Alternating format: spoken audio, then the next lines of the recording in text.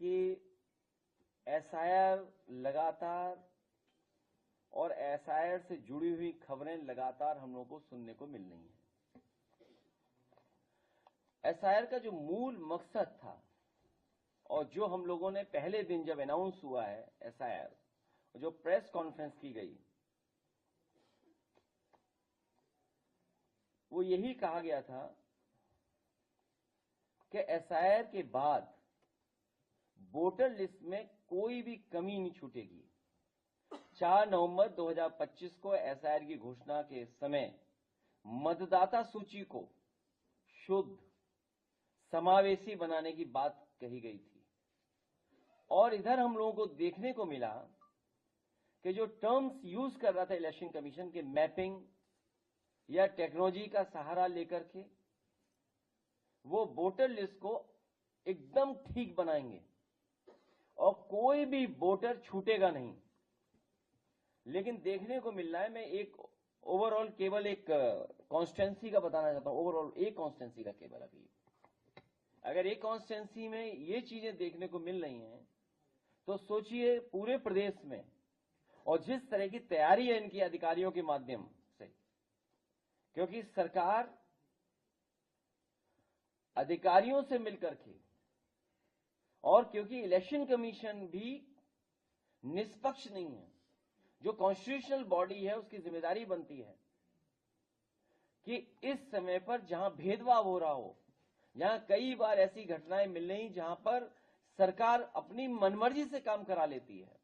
और फिर जब बाई इलेक्शन में हम लोगों ने देखा था कि पूरा का पूरा बाई इलेक्शन में वोट लूटा गया था और अधिकारियों को लगा करके पूरा का पूरा बूथ लूटा गया। सीसीटीवी के फुटेजेस हैं, लेकिन इलेक्शन कमीशन ने उसके बाद यह फैसला लिया कि कोई भी सीसीटीवी फुटेज किसी भी पॉलिटिकल पार्टी को नहीं दी जाएगी। वो इसीलिए क्योंकि बाई इलेक्शन में पुलिस ने अपने कपड़े बदल करके बूथों पर जाकर के वोट डाला था, जो बाई इलेक्शन उत्तर प्रदेश में हुआ था।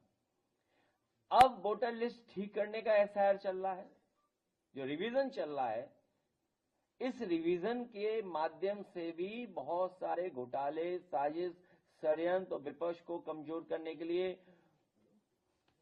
बहुत सी तैयारी सरकार कर रही है। सरकार मतलब बीजेपी। समय बढ़ाना इसका मतलब पूरी तैयारी नहीं थी, फिर समय बढ़ाना इसका मतलब बिल्कुल तैयार नहीं थे। आखिर कौन सी टेक्नोलॉजी इस्तेमाल करें, कौन टेक्निकल लोग हैं जो उनका साथ दे रहे हैं इलेक्शन कमीशन का। कम से कम पहली मांग हमारी होगी कि समाजवादी पार्टी को जो जानकारी इलेक्शन कमीशन से समय समय पर मिली थी कि हम बीएलए को ट्रेन करेंगे, बीएलए की जो ट्रेनिंग कराई थी वो हम और आप सब लोग जानते हैं, बीएलओ की जान चली गई। न जाने कितने बीएलओ की जान गई और जान जाने में मदद किसी ने नहीं की।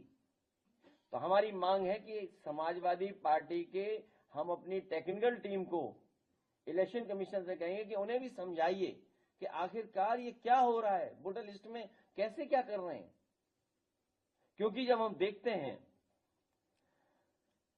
केवल एक कॉन्स्टिट्यूंसी, असेंबली कॉन्स्टिट्यूंसी की बात कर रहा हूं मैं, कन्नौज सदर 198, जो डेटा बता रहा है वो डेथ का है 12,884, अनट्रेसेबल एंड एब्सेंट 30,814, रिफ्यूज्ड जो फॉर्म नहीं वापस आए 1,287, permanently shifted 31,564, unknown 7, already enrolled 6,000। तो टोटल बनता है 83,226। लेकिन इसके साथ सवाल यह है कि डुप्लीकेट इतने हमें मिले दिखाई दे रहे हैं, डुप्लीकेट वोट। ये डुप्लीकेट देखिए आप, मैं कहूंगा स्क्रीन पर रन थ्रू कर दें वो डुप्लीकेट। ये देखिए डुप्लीकेट, मतलब इतना इलेक्शन कमीशन क्या कर रहा है। एक ही नाम से दो वोट, ये आप रन थ्रू कर दो।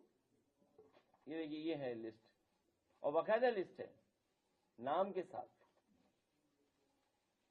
और तब हम लोगों ने, जब हम अपने एफर्ट से मैनुअली, हमें कोई टेक्निकल सपोर्ट नहीं मिल रहा है, हम कैसे ढूंढेंगे। हम कैसे ढूंढेंगे कि डबल है नाम? हम कितने पन्ने पलटेंगे? तो मेरी मांग है कि इलेक्शन कमीशन हम लोगों का सहयोग करे, वो टेक्निकल एक्सपर्ट्स पार्टी कार्यालय भेज दें, या कोई लैब हो या कोई ट्रेनिंग इंस्टीट्यूट हो, वहां हम अपने वर्कर्स को भेजेंगे बूथ स्तर के, जिससे कि वो भी ट्रेन हो करके आए और ये पता कर सकें कि कोई डबल बोर्ड तो नहीं बना लिया बीजेपी ने, या फर्जी बोर्ड तो नहीं बना लिया है, क्योंकि अब फर्जी बोर्ड बनाने की तैयारी कर रहे हैं लोग।